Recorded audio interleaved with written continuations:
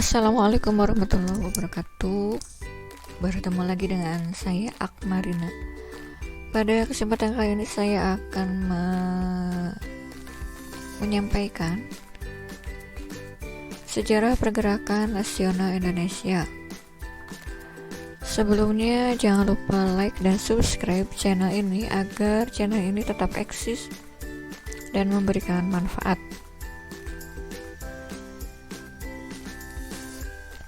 Faktor munculnya pergerakan nasional di Indonesia. Ada faktor dari dalam atau internal, dan juga ada faktor dari luar eksternal.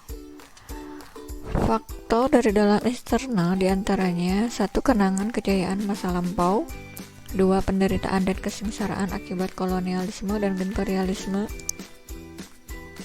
3. Munculnya golongan terpelajar, 4. Adanya kesamaan senasib sepenanggungan, pernah dijajah bangsa barat, 5. Kemajuan di bidang politik, sosial, ekonomi, dan budaya. Sedangkan faktor dari luar eksternal adalah 1. Kemenangan Jepang atas Rusia, 2. Lahirnya nasionalisme di di Asia dan Afrika, 3. Munculnya paham-paham baru, liberalisme, sosialisme, nasionalisme, dan demokrasi. Apa saja organisasi pergerakan nasional? Organisasi pergerakan nasional yang pertama adalah Budi Utomo. Didirikan oleh Dr. Wahidin Sudirohusodo dan Dr. Hutomo tanggal 20 Mei 1908. Kongres pertama diselenggarakan pada bulan Oktober 1908, berhasil memilih Adipati Tirtokusumo sebagai ketua dan Dr. Wahidin Sudirohusodo sebagai wakil ketuanya.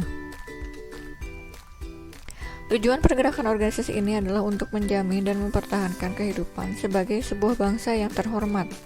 Perkumpulan ini bergerak dalam bidang sosial, pendidikan, pengajaran, dan budaya. Keanggotaan Budi Utomo awalnya bermula terbatas pada Jawa dan Madura ditambah Bali. Budi Utomo melakukan integrasi dengan organisasi sehaluan dan melebur menjadi Parindra, Partai Indonesia Raya.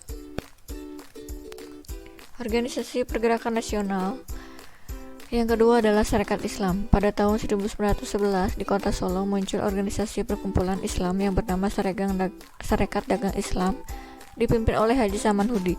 Kemudian HOS Cakro Aminoto mengubah SDI menjadi Sarekat Islam, di mana anggotanya bukan lagi pedagang Islam tetapi mencakup seluruh umat Islam. Pada tahun 1920 Sarekat Islam terbagi menjadi dua, yaitu Sarekat Islam Putih dan Sarekat Islam Merah. Pada tahun 1929, Sarekat Islam mengubah namanya menjadi PSII, Partai Sarekat Islam Indonesia. Pada tahun 1930, Sarekat Islam mengalami kemerosotan akibat perpecahan dan berubah menjadi PSII Kartosuwiryo, PSII Abi Kusno, dan PSII Partai Sarekat Islam Indonesia. Yang ketiga adalah Indische Party. Tokoh pendiri Indische Party adalah Daus Dekker, Cipto Mangunkusumo, dan Suwardi Suryaningrat tahun 1912. Semboyan partai ini adalah Hindia por Hindia. Tujuan partai ini adalah untuk mempersiapkan kehidupan bangsa Indonesia merdeka. Anggotanya adalah orang Indo-Eropa namun terbuka bagi seluruh masyarakat di seluruh Indonesia. Tapi pada kenyataan stratifikasi kolonial masih kuat saat itu. Pada tahun 1913, pemerintah kolonial memungut dana dari rakyat untuk merayakan kebebasan Belanda dari penjajahan Prancis dan memicu kemarahan tokoh-tokoh Indische Party sehingga ketiga tokoh ini diasingkan Belanda. Tahun 1914, Cipto Mangunkusumo dikembalikan ke Indonesia karena sakit. Tahun 1919, Daus Dekker dikembalikan ke Indonesia dan tetap terjun ke dunia politik. Suwardi Suryaningrat terjun ke dunia pendidikan dan mendirikan organisasi Taman Siswa. Kelak Suwardi Suryaningrat akan dikenal sebagai Ki Hajar Dewantara. Organisasi selanjutnya adalah Taman Siswa. Pertama kali berdiri tahun 1922 oleh Suwardi Suryaningrat atau Ki Hajar Dewantara. Tujuan organisasi ini adalah untuk mengembangkan edukasi dan kultural yang direalisasi dengan baik. Taman Siswa berpendapat bahwa pendidikan nasional merupakan senjata ampuh untuk menghadapi dominasi kolonial.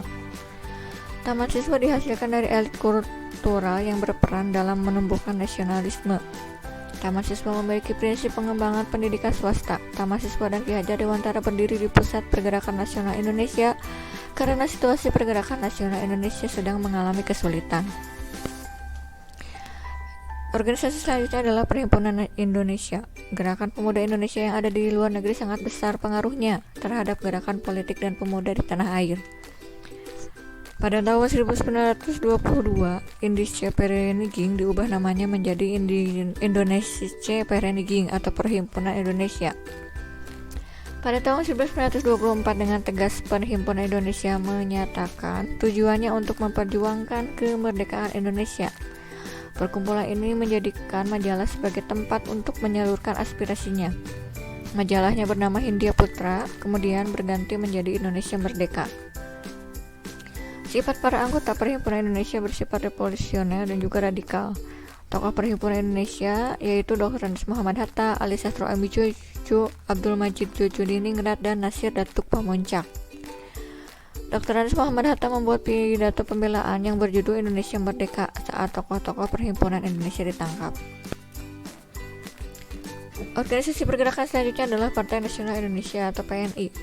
Pada tahun 1927 PNI didirikan oleh tokoh-tokoh seperti Insinyur Soekarno, Dr. Cipto Mangunkusumo, Insinyur Anwari Sartono, S.H. Budiarto, dan Dr. Samsi. PNI adalah organisasi yang bersifat nasional. PNI berhasil mengalami perkembangan yang pesat, bahkan dalam waktu yang singkat mampu menarik simpati massa. Pada tahun 1927, PNI memprakarsai berdirinya PPKI, Pemufakatan Perhimpunan Politik Kebangsaan Indonesia. Munculnya provokatif yang menyatakan bahwa PNI akan melakukan pemberontakan pada pemerintahan kolonial mengakibatkan Belanda melakukan penangkapan terhadap tokoh PNI. Tokoh-tokoh PNI ditangkap dan dihadapkan pada pengadilan di kota Bandung tahun 1930. Insinyur Soekarno mengajukan pidato pembelaan yang isinya Indonesia menggugat. Dasar perjuangan PNI adalah sosio-nasionalis dan sosio-demokratis atau yang disingkat Marhaenisme. Sikap PNI terhadap pemerintah kolonial adalah non-kooperatif.